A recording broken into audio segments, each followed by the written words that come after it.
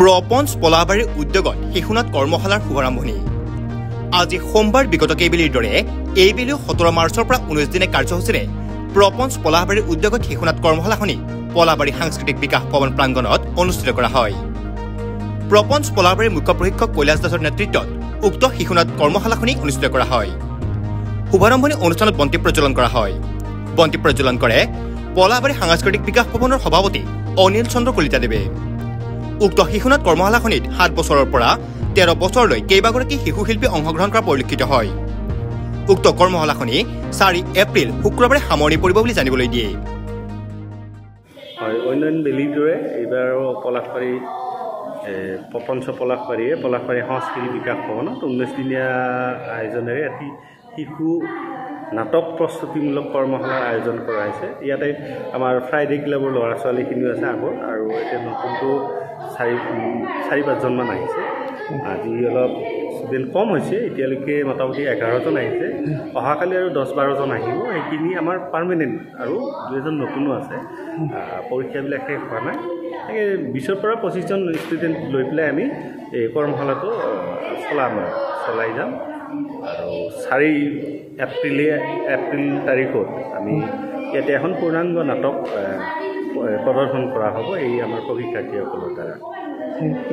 নাটকখন কেনেকুৱা ধৰণৰ হ'ব বুলি আপুনি ভাবে? নাটকখন হ'ব নিজে স্বনিৰ্ভৰশীল। আজিকালি হৈছে ল'ৰা ছোৱালী কি মা দেউতা বা অন্য টিচাৰ টিউশ্যন এইবিলাকৰ চব ডিপেণ্ডেবল। হয়, মই বিচাৰিছোঁ যাতে ডিপেণ্ডেবল কিমানলৈকে এটা কণ্টেণ্ট লৈছোঁ, এই কণ্টেণ্টটো আমি ল'ৰা ছোৱালী আমাৰ ছাত্ৰ ছাত্ৰীসকলৰ লগত এই বিষয়টো ডেভেলপ কৰি আমি এখন পূৰ্ণাংগ নাটকৰ ৰূপ দিম। ছেল্ফ ডিপেণ্ডেবল, নিজে নিজৰ কাম কৰিব লাগিব। কোনো আহি পেলাই আমাৰ সমস্যা সমাধান কৰি নিদিয়ে, আমাক জ্ঞান নিদিয়ে। আমি নিজে অৰ্জন কৰিব লাগিব, নিজে নিজৰ পথ কাটিব লাগিব, ছেল্ফ ডিপেণ্ডেবল হ'ব লাগিব। সেইটো এটা মানে আদৰ্শ হিচাপে ৰাখি পেলাই আমি এই কামটো কৰিম। আপুনি প্ৰশিক্ষক হিচাপে থাকিবনে আৰু কোনোবা প্ৰশিক্ষক?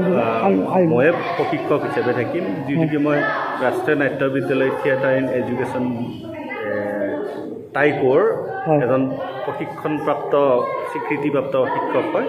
আৰু ইয়াত একচুৱেলি আমাৰ এনেকুৱা ধৰণে এজনে থাকে আৰু এটা প্ৰচেছত চলোৱা হয়। আমাৰ যে অকল নাটক স্কিল কৰোৱাৰ কাৰণে, অভিনয় স্কিল কৰাৰ কাৰণে এই প্ৰশিক্ষণ আয়োজন কৰা নহয়।